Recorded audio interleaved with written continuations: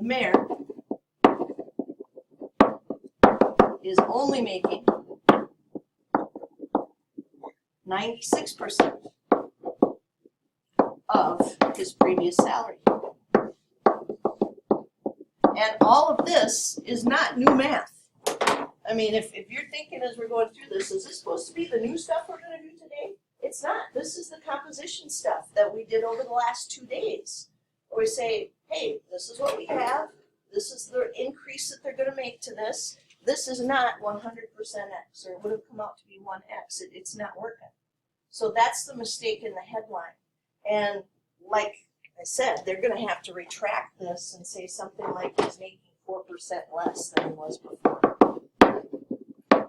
He is making 4% less than he was 2 years ago.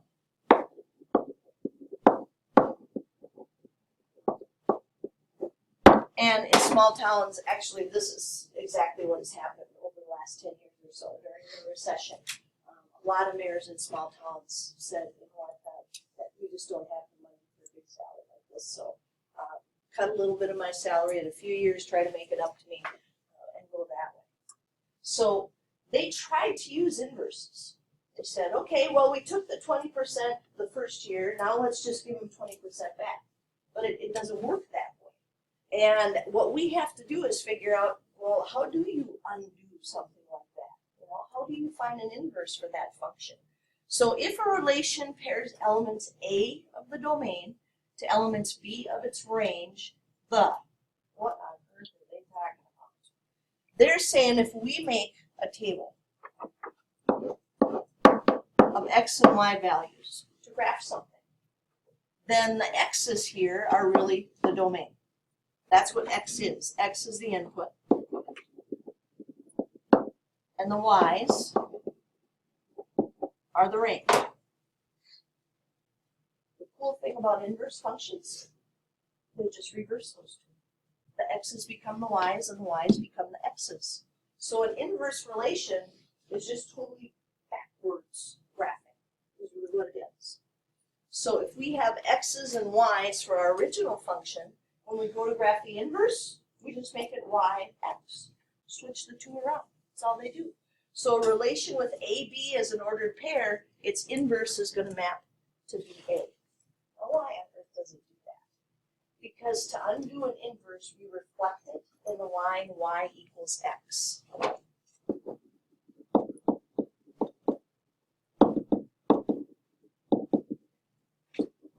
Now, it's been a while since you guys studied linear algebra, so you may have forgotten. But Y equals X is the line that goes through 0, 0, 1, 1, 2, 2, 3, 3, 4, 4. It's the perfect diagonal through first and third quadrant. That's what it is. So if you reflect over that line, this is exactly what happens. AB becomes BA. They flip.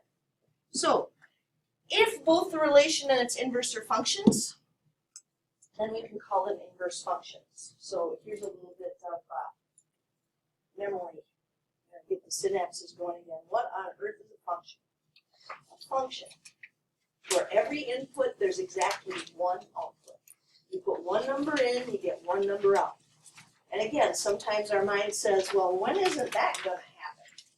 Well, if we have Y equals plus or minus the square root of X.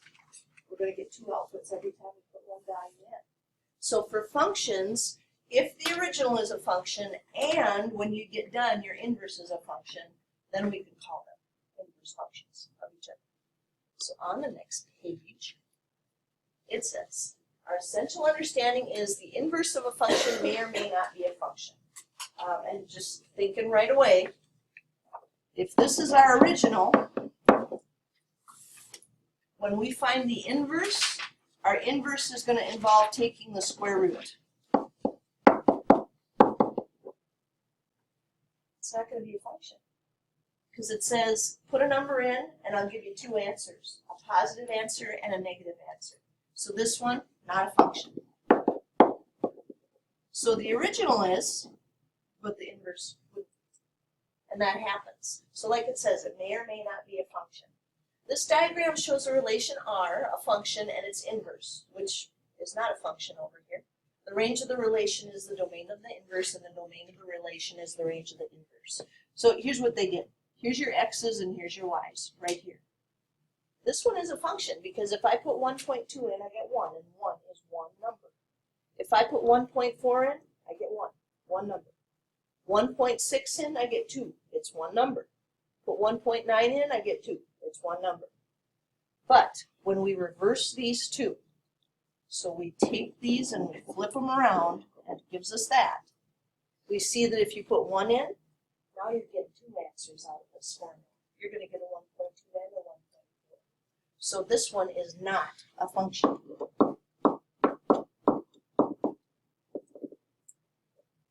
And it happens.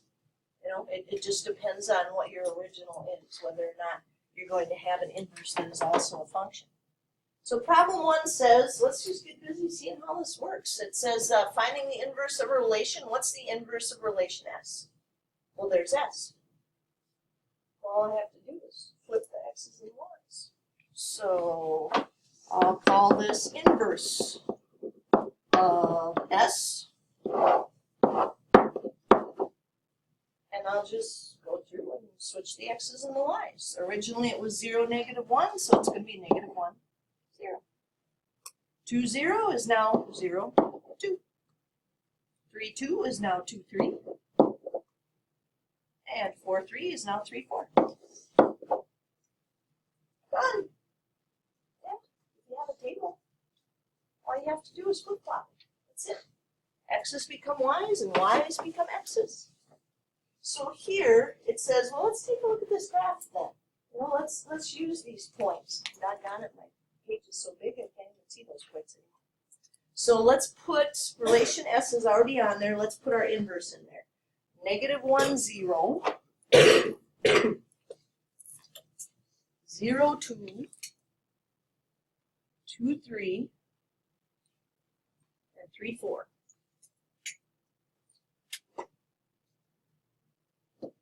There it is. Now, you can't really see that that's a really good reflection through the line y equals x unless I put them both on the same line. So you don't have to do this with your notes, but I'm going to go ahead and put those points on with the original.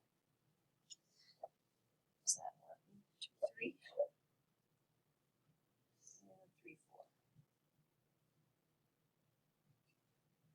4. Because what I need you to see is the way we get those points graphically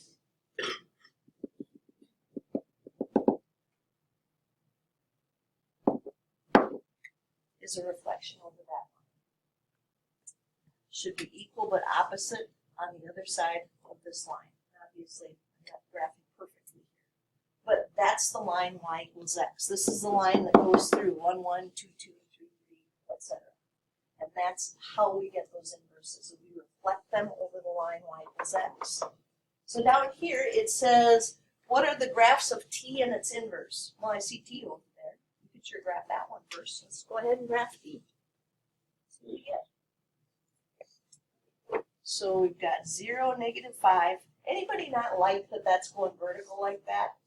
We're kind of messing with our head a little bit there, but remember it's just x's and y's. So 0, -5. 1, -4, 2, -3, and 3, -3.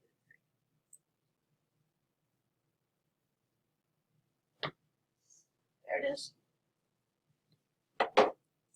Now we want the inverse.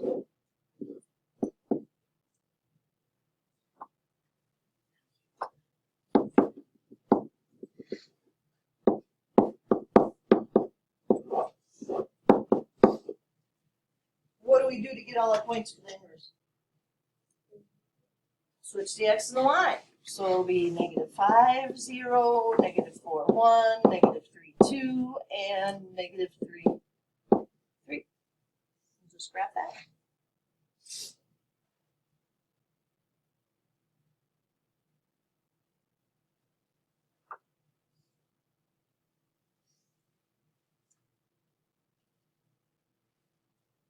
Got them on there, that's part A.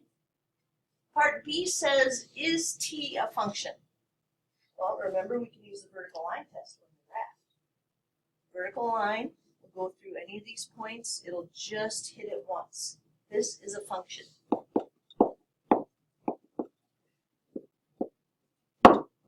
That one works. Is our inverse a function?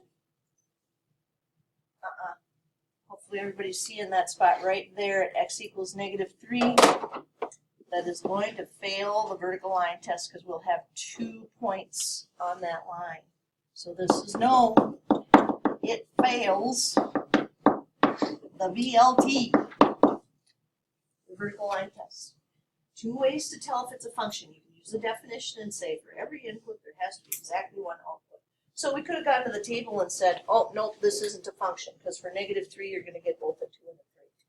But if they're graphed, vertical line test is a really fast and easy way to check. If it hits in more than one spot, not a function. So failed the VLT. The graphs of the original and its inverse are reflections in the line y equals x. I don't know if you have a highlighter with, or maybe you want to grab one from the bag, but that is huge. That's how we get the inverses. The graphs are reflections in the line y equals x. It's huge. That's why we can take x and y and swap those two out, because that's what reflecting over the line y equals x does. To describe the equation for the inverse of a relation of a function, I like this bugger. Switch the x and the y and solve for y. So we don't want to graph it and then find the points and then come up with an equation for the points. We want to say, here's our function, here's an easy way to get the inverse. This is it. You switch the x and the y and you solve for y. That's how you get your inverse function. So on the top of the next page, because this is basically the whole lesson, we're finding inverses, we're going to fill in these little boxes with switch the x and the y and solve for y. And whenever I ask you how do we find the inverse, your answer should be switch the x and the y and solve for y. That's what we do. It doesn't matter what the function looks like. It doesn't matter if it's x squared. If it's x to the 71st, it makes no difference. We are going to switch the x and the y, and we are going to solve for y. That's how you undo a function. Find the inverse of that function. Switch the x and the y and solve for y. Finding an equation for the inverse. What is the inverse of the relation described by y equals x squared minus 1? I got to tell you, I look at this and I see yada, yada, yada, inverse. That's what I'm looking for. What do they want me to do? Inverse. Okay, inverse. 2 steps. First step, switch the x and the y.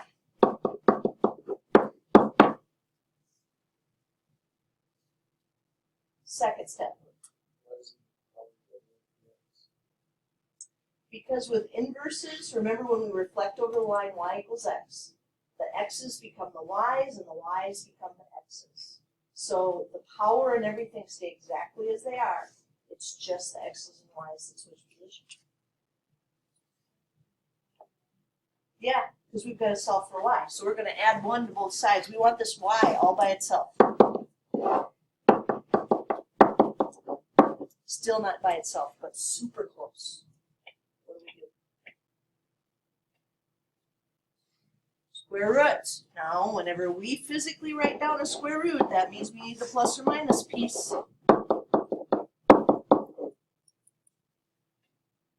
There it is.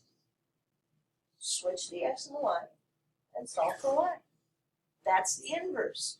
Now, I don't know about you, but every once in a while I can be kind of a doubting Thomas. So what I'm going to do is graph this and see. The original was x squared minus 1. Okay, 6. Looks like that. And then I just kind of imagine what would happen if I flipped that over this line. So this is going to come way over here. This one will come over here. So it should look kind of sideways. All right, so let's see here. If I go to the next one and I say I want the square root of x plus 1. But then I realize I'm going to be missing something because I can't put plus or minus in the calculator. I'm going to have to put it up there separate. Negative square root of x plus 1. So I can see the whole thing.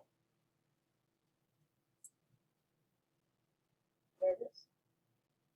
So it reflected that over that diagonal of y equals x and gave us exactly what we needed. So kind of visually we could check it and say, oh yeah, that's good, that's going to do it. That'll do that little reflection for me there. Switch the x and the y and solve for y. Alrighty, this one says, what is the inverse of y equals 2x plus 8? That was the word I was looking for. How do you find the inverse? Switch the x and the y. Then, solve for y. How do we do it? Subtract 8.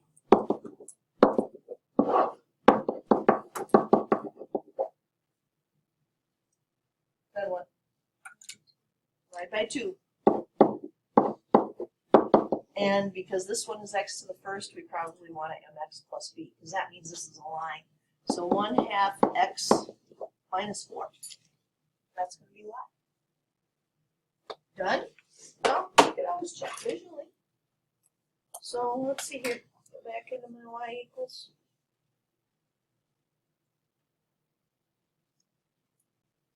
All right, so I had 2x plus 8. Just like that. Kind of visualize, okay, if I had to go, it's just going to be another line. It'll be about right there. And you're saying that should be 1/2 x minus 4. Oh yeah.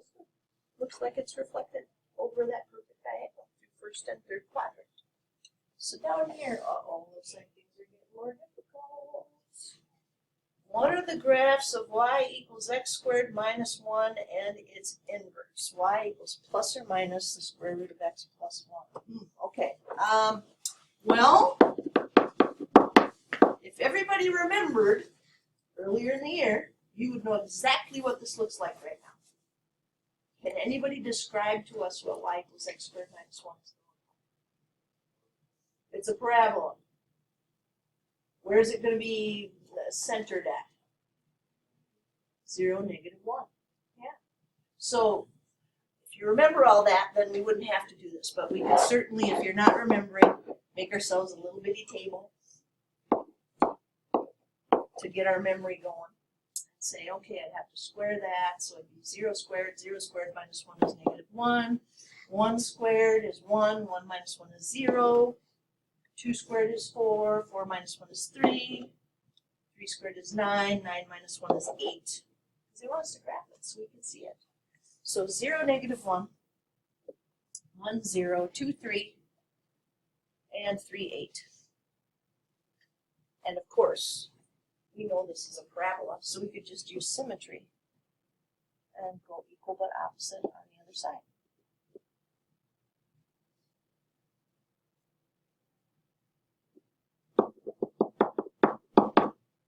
So there's our y equals x squared minus 1. And now the other one, we haven't had much use for square roots at this point. Because up until inverses, we didn't need to know a whole lot about them.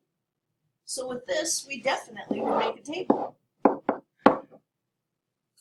And we'd have to think this through a little bit. We'd say, okay, would it be good to put 0 in there? Well, yeah, because 0 plus 1 is 1 and the square root of 1 is 1. Yep, that would be a good one. So we could put 0 in there.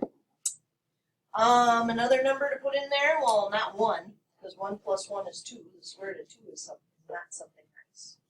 Wouldn't want to put a 2 in there. Square root of 3 is not something nice. But 3, now that would be a nice number, because that would be good. So I think ahead to my next perfect square, which would be 9, and I realize, hey, if I put an 8 in there, 8 plus 1 is the square root of 9. So a 0 in here is 0 plus 1. Square root of that is 1, so this will be plus or minus 1. And then I put 3 in there, and 3 plus 1 is 4. The square root of that is 2. Put an 8 in there. 8 plus 1 is 9. Square root of 9, 3. But then I think back to what we were doing yesterday when we were talking about domain. And and I realized there is a smaller number I could use in this besides 0. What's the one smaller number I could use? -1. If I put -1 plus 1 in here, that'll be the square root of 0, and what's 0? Square root of 0 is 0. So we could put -1 and 0 in here. So this graph is actually going to start at that -1, 0. And then we're going to have 0 plus or minus 1, so we're going to go 1 above and 1 below and graph that. And then we'll have over 3 and up 2 and down 2. And then we'll have over 8 and up 3 and down 3.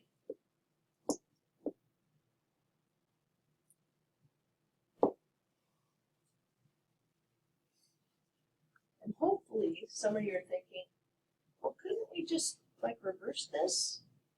Because they're inverses of each other? Well, we didn't, I mean, it tells us they're inverses, but we wouldn't get both branches doing that because they want that little plus or minus piece in there.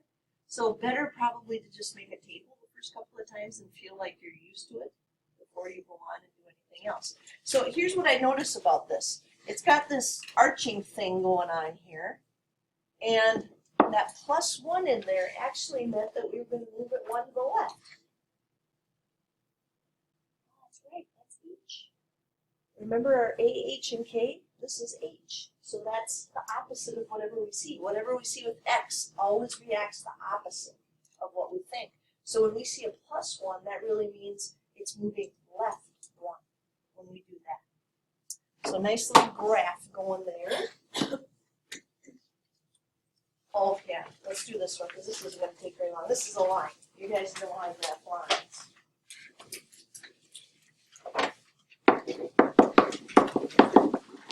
Got a little y equals mx plus b action going with this one. So what's the slope? 2 over 1. Yeah, we're going to use 2 over 1 because we're graphing. What's our b value? You do these alphabetically. So you start with the b. B is always the y-intercept. So we're going to go up to 8. Oops, that's 9. That's not 8. And from there, we use the slope to get some more points. So we're going up 2 and over 1. Oh no, we ran off the grid. We'll just use the slope backwards. So go back 1 and down 2. Gives you something to aim at. So that's y equals 2x plus 8.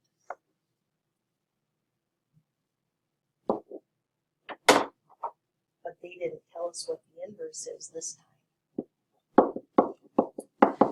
So we have to remember there's 2 steps to finding the inverse. What's the first step? Switch the x and the y. Second step.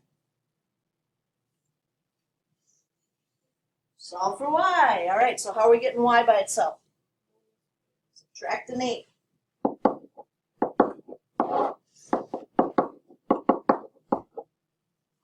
Then divide by 2, and since we know this is a line, we want to do that in y equals mx plus b form. So x divided by 2 would be 1/2 x, and negative 8 divided by 2 would be negative 4. So if we're going to graph this, what are we using for m? And where are we starting? At negative 4. All right, so 1, 2, 3. There's negative 4. Go up 1 and over 2 a couple of times. Giving yourself something to aim at.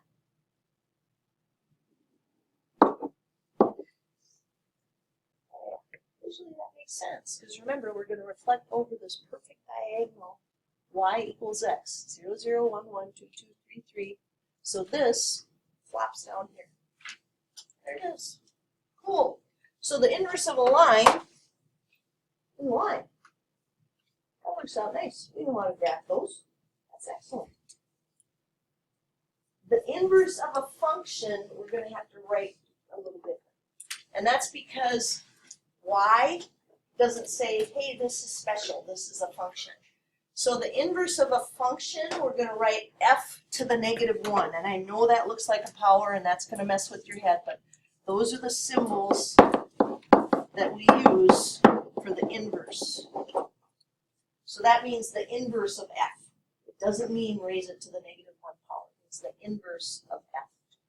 So if they give us functions with function notation, instead of writing y equals blah, blah, blah, we're supposed to change it to f inverse equals. But all the math is the same. The first thing we do is switch the x and the y and solve for y. It's just at the very end, we're going to throw in this nice fancy notation. That's all. So,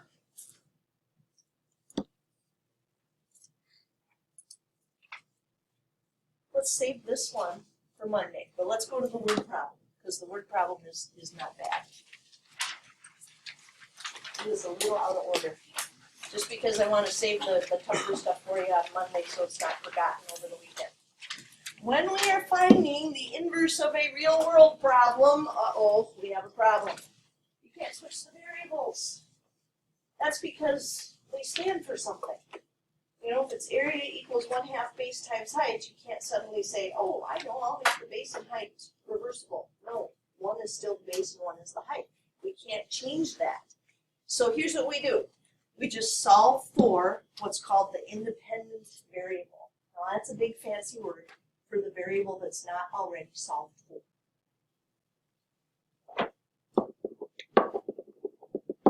Variable not already solved for. So let me give you the for instance here. They have a equals pi r squared. That's already solved for a. We can't solve for a, it's already solved for a. It says a equals blah, blah, blah. But we can solve it for r. Because r is sitting over there with the pi and the squared piece on it. So we wouldn't change the variables. We'd just say, all right, here's what I'm going to do. I'm going to take a equals pi r squared, and I'm going to get r all by itself. All right, the pi has to go. That's being multiplied, so we're going to divide. So we'll have a over pi equals r squared. And I wanted r all by itself, so I'm going to have to take the square root of both sides. And that gives me plus or minus the square root of a over pi equals r. But then one last thing instead. R is the radius of a circle. Can you have a negative radius to a circle?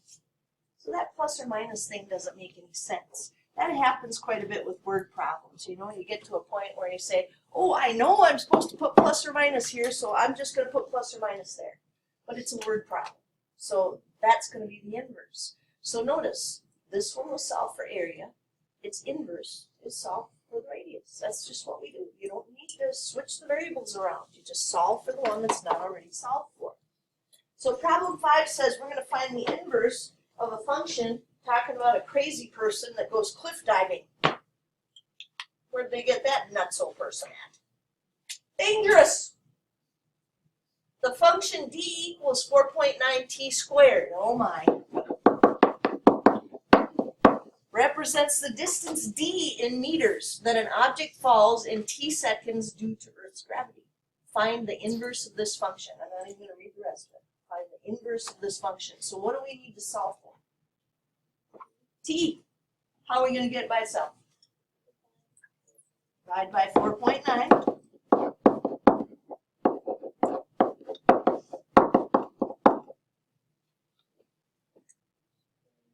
Square root. Can time be negative?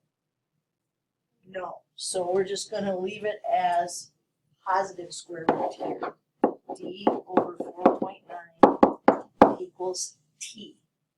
So what we really want to find out here is, would the person have to take a breath to continue their scream? Because if I'm going off a cliff, I'm screaming. I don't know about you. At some point you're going to run out of air. You're gonna, it's, how long are they screaming for? That's what I want to know. So, we're putting a 24 in there. We're going to see, is this a one breath screamer or is this a two breath screamer? 24 over 4.9 equals t. Square root of that. Alright. was nice of us to have that nice formula, put that in, that made that really fast. 24 divided by 4.9. Oh, well, on is helpful. Second square root, 24 divided by 4.9.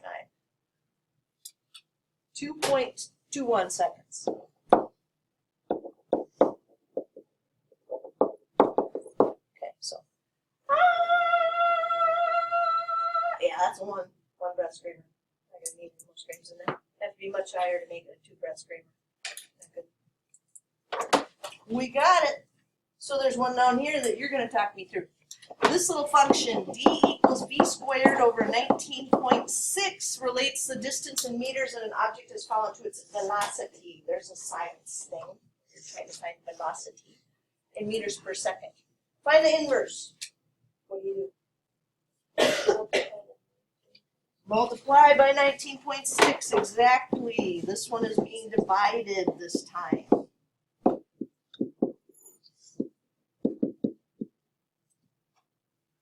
Then what? Square root? Okay. Now velocity can be negative. And in your science class, your teacher is going to make sure that you label this as negative something since it's going down. But our book ignores the positive and negative, which it probably shouldn't, but it does. So we're just going to use the positive square root.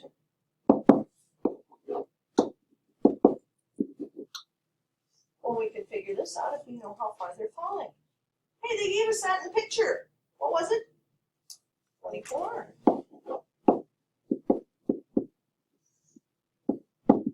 Okay, so square root of 19.6 times 24. Second square root of 19.6 times 24.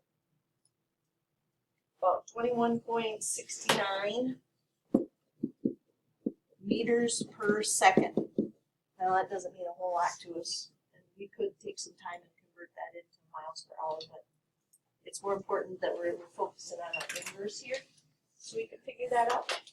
So give me a 43210. How are you feeling so far about switching the x and the y and solving for y? Okay, so pretty good numbers. So tell me what we can't do when it's a word problem. We can't switch the variables. We can't switch the variables. So it's all right. You just solve for the one that's not solved for. It's just with word problems, we can't switch the variables. That's going to be the key. So what I need to do is I need to give you the homework assignment, and then I need to give you a couple of things and talk through the extra credit. That's why, like I said, I didn't want to spend a lot of time on FAQs because I wanted to give us some time here for me to go through that. So write that little puppy down.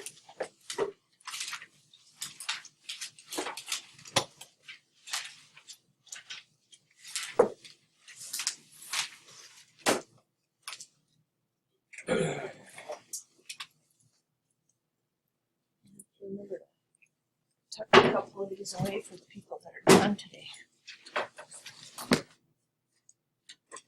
Maddie and, oh, Rohan left before I could get home too. All right, so the extra credit. You're going to get 2 things. The first one, this is for you to take the notes along with the video.